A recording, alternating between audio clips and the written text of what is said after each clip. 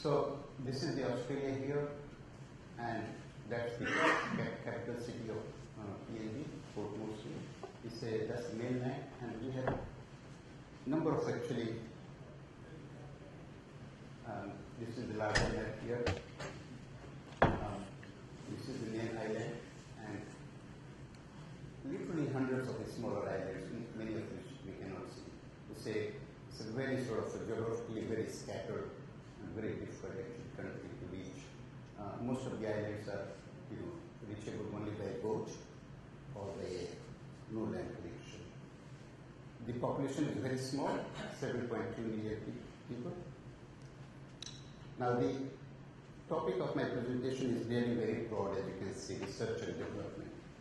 So I will not be able to do the justice to go deep into the presentation, but shall attempt to give you an overview of what we are trying to do about PNG traditional medicine.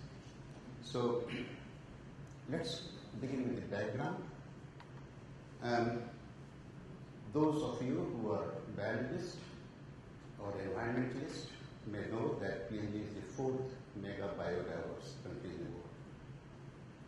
70% of the land is covered by tropical rainforest.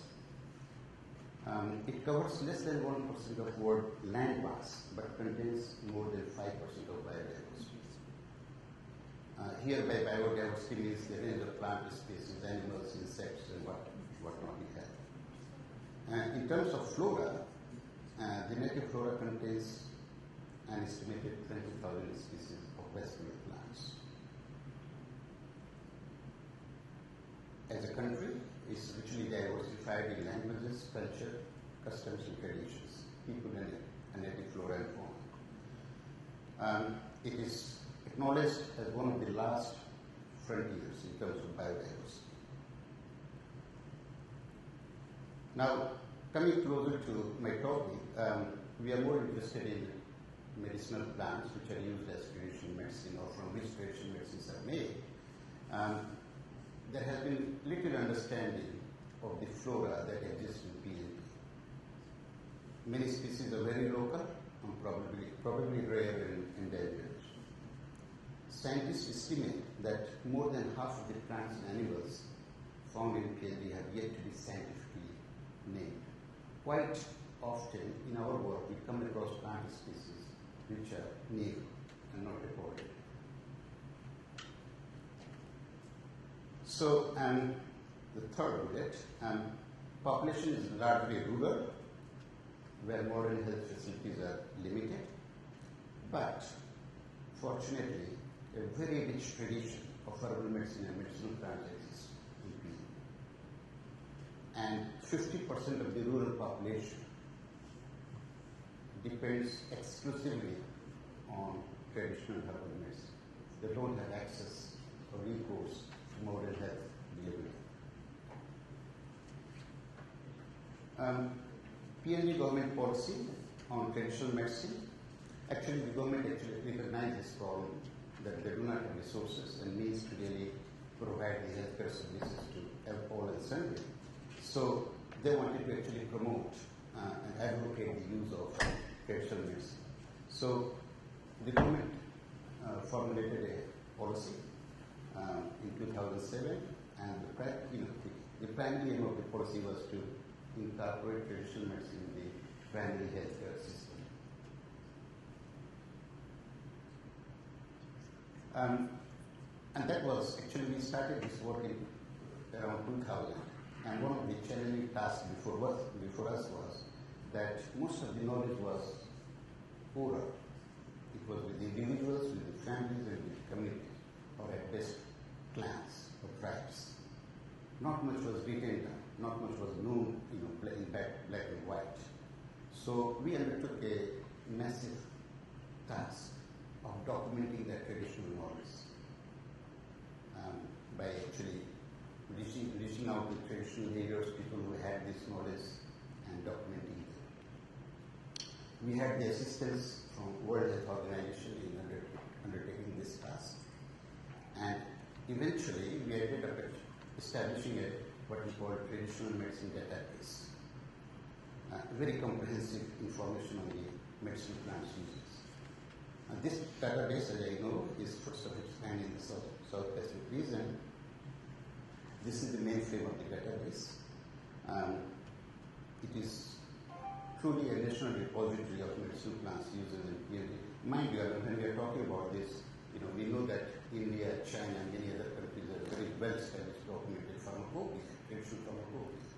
But, that wasn't the case in our situation, so we started right from the floor with that.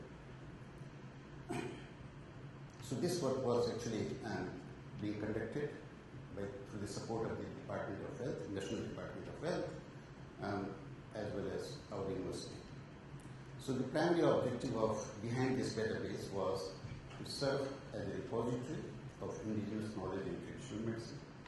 And using that database, as scientists or researchers, we wanted to actually identify safe and effective traditional medicine practices and promote their use in the community. And of course, to select promising herbs for scientific research. So today, as I speak till last year, our database had about over 4,000 herbal preparations documented, growing from close to 850 plant species. And we had about 1,000 practitioners who contributed to sharing that knowledge. In the process, a number of actually books and publications were written. Some of these are actually, you can see on the board, but most important is this one. WHO actually commissioned some of us to write a book on medicinal plants in Papua New Guinea. It is just a sample, most commonly used medicinal plants in PND, a collection of 126 plants that we put together information on that, and this publication was published by WHO in 2009. In the process, as a university researcher, we were actually publishing some of the important works in international journals, Journal of Ethnopharmacology, Plant Medicine, Ethnobiology and Ethnomedicine, and Pharmaceutical Biology. These are the scientific papers. But our work was also field work, extension not only related to the lab or the university. So during the course of interviewing the herbalists to share that knowledge, we realized that we should assist them in improving their practice of herbal medicine.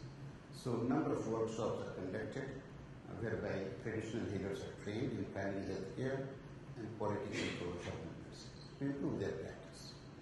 And to date, over 800 practitioners have undergone through the training. So the training manual that we have developed actually is, basically the framework is of WHO, but we have provided our local input to suit the requirements, local requirements. Some of these actually healers, are going to the rural health management course. Rural health management course is something where traditional medicine actually is a good component of that course. Here the herbalists are actually being trained in the quality control aspects of herbal medicines, etc.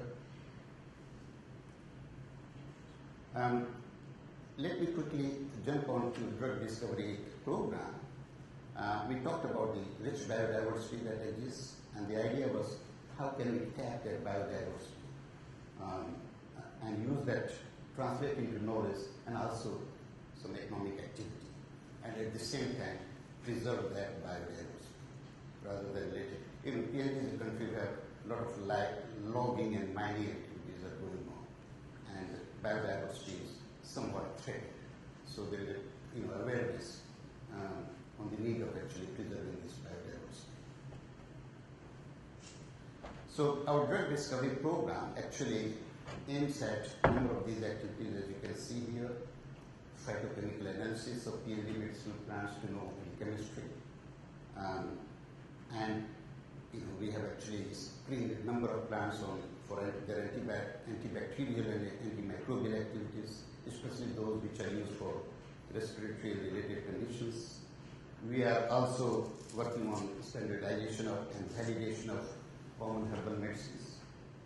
We are screening medicinal plants for TB, HIV and malaria, which are very, very common in PNG. And also, recently, in last 3 years, we have been concentrating on herbs and ART drug interaction.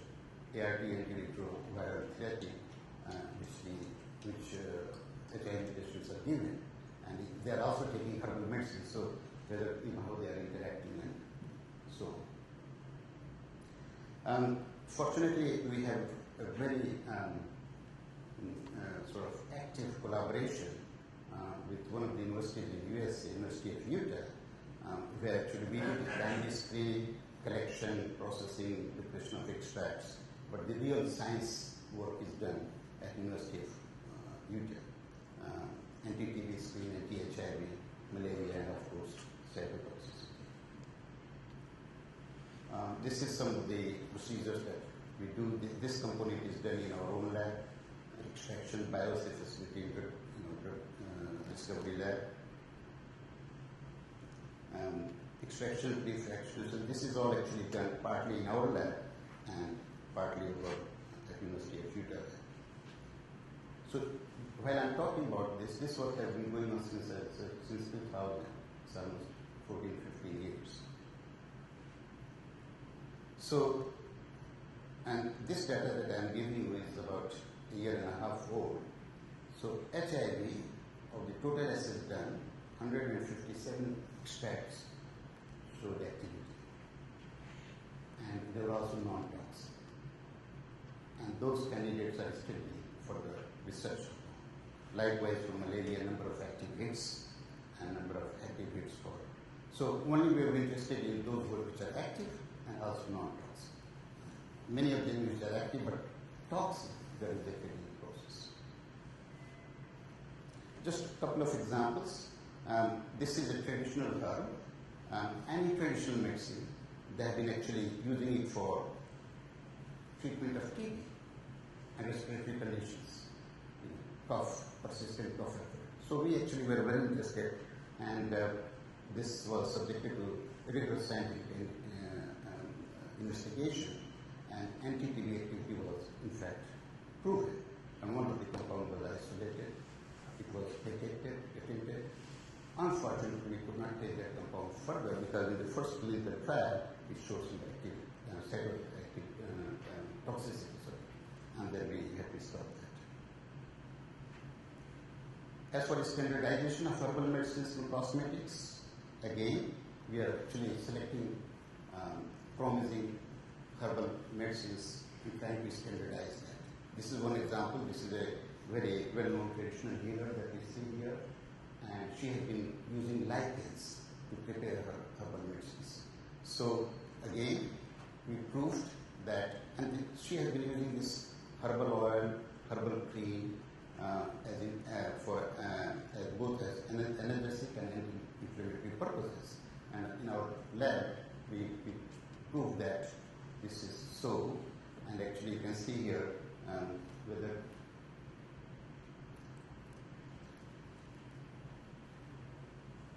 this is the main compound here, and this is a true overlap of the compounds.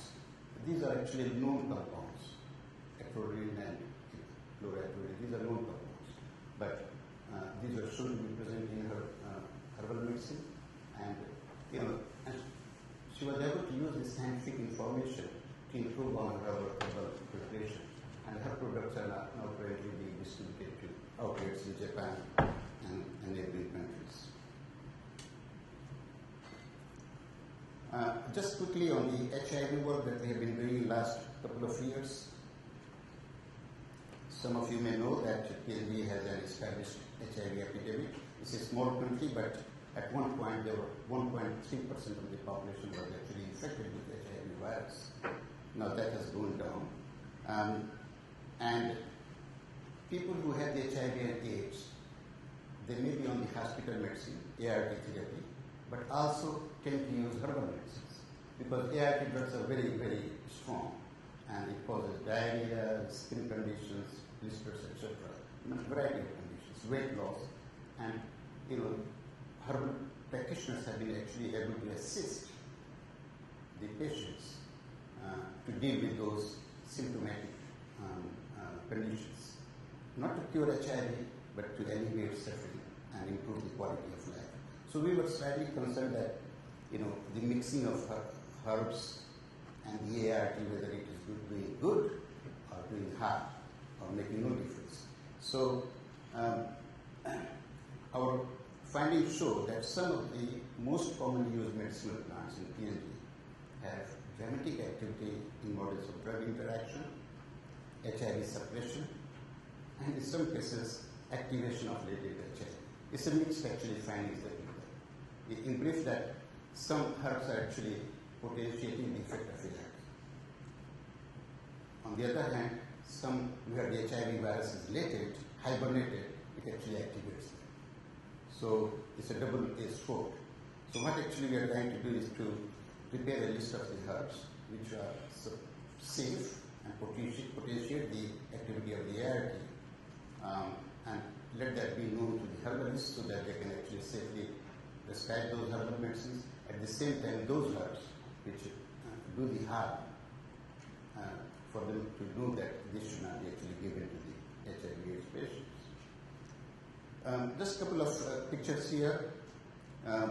Very common plants which are very, very potent and which we have seen in our laboratories why they are so good.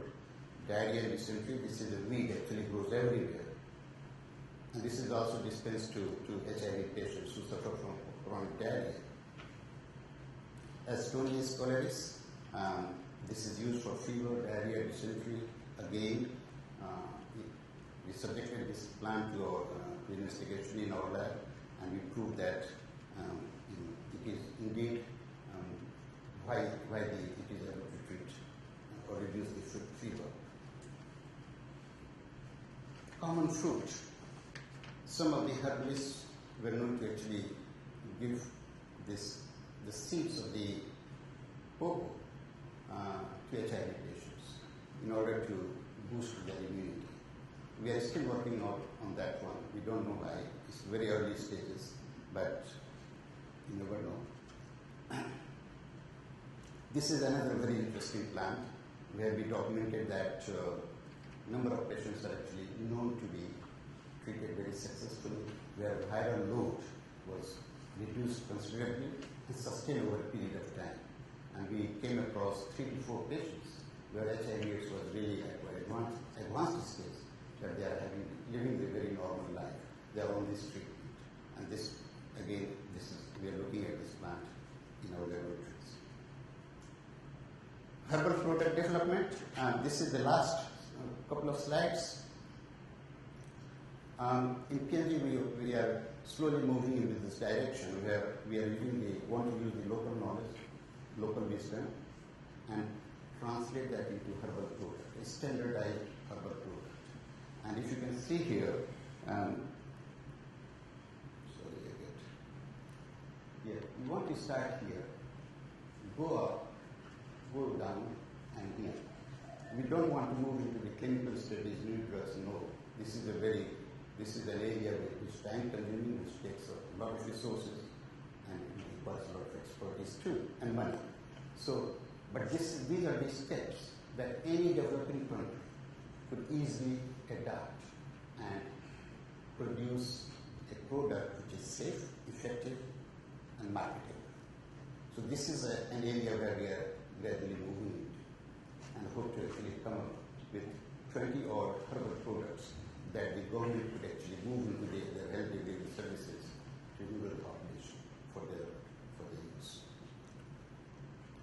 Future prospects and conclusion, well, traditional medicine research and development efforts have accomplished much in PNG. Just I said that it's just 14-15 years of work to date.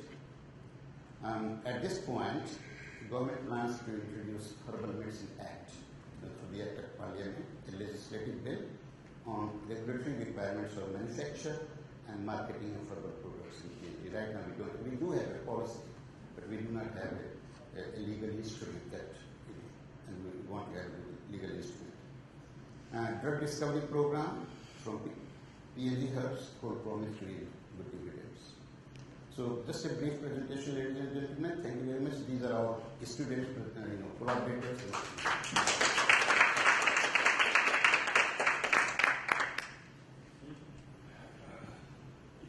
So, are there any questions?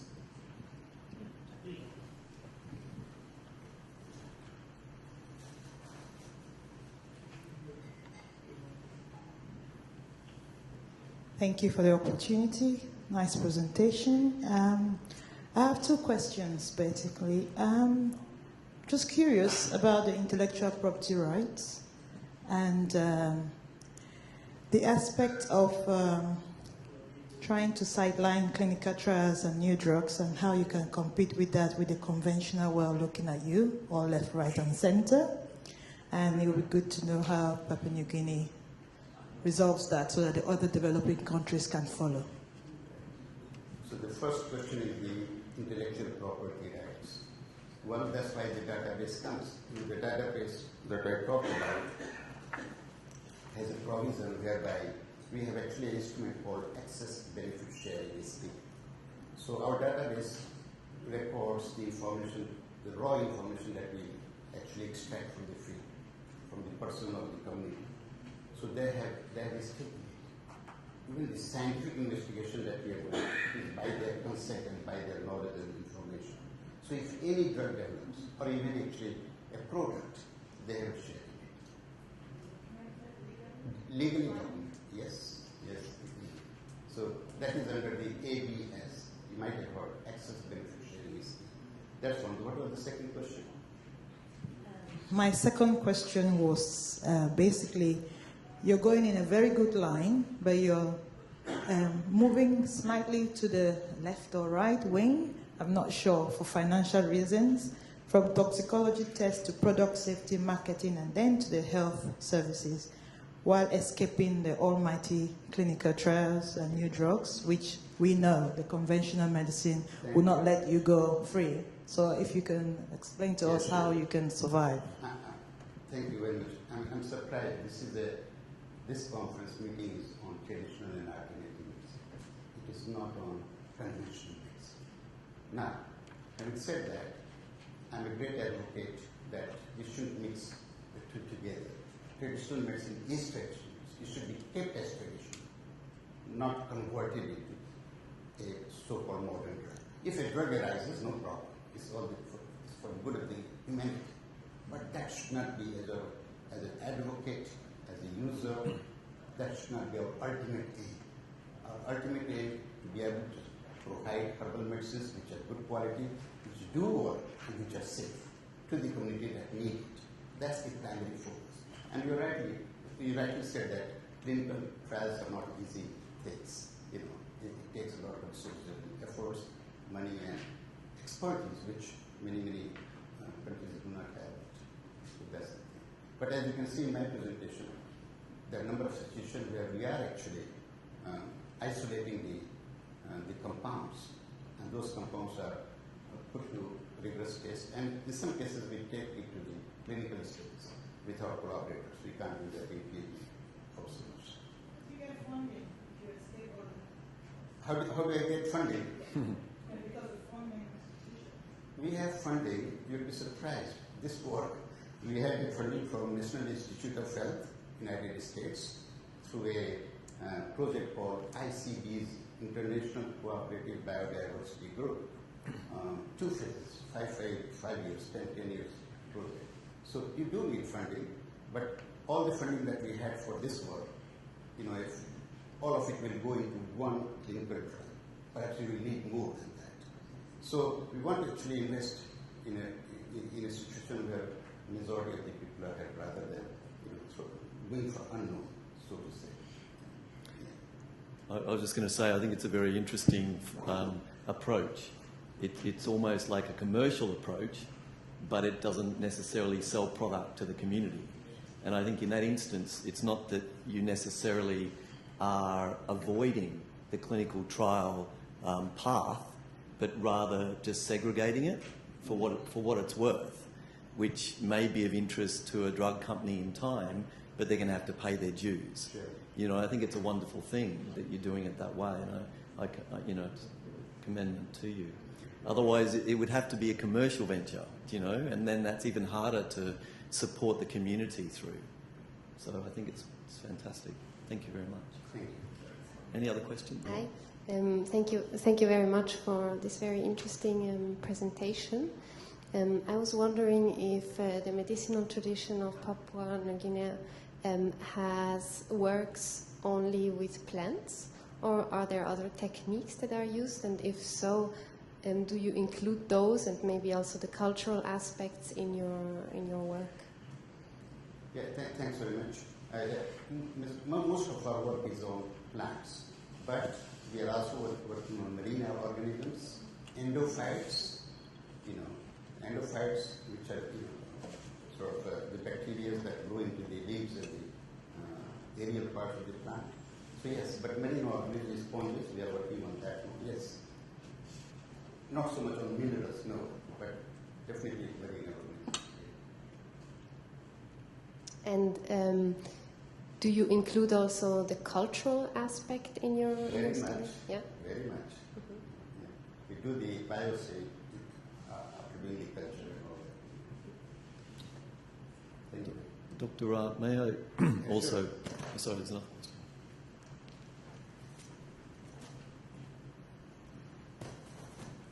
It's a very nice presentation.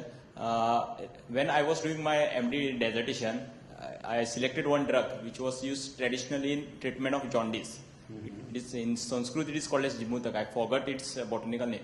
But when I went to find out, in each area, in Maharashtra, in 5 districts there was 5 types of varieties. So have you any method you have identified or developed to prevent these controversial drugs used in traditional medicines? Is there any? Yeah, okay. I think you are referring to that herb, the small herb, which is known as Philanthus niduri.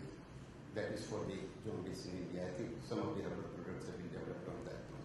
So what your question is that variation in this species from one place to another. Yeah, that's very important because again, in talking about field, we have coastal areas and we have highlands.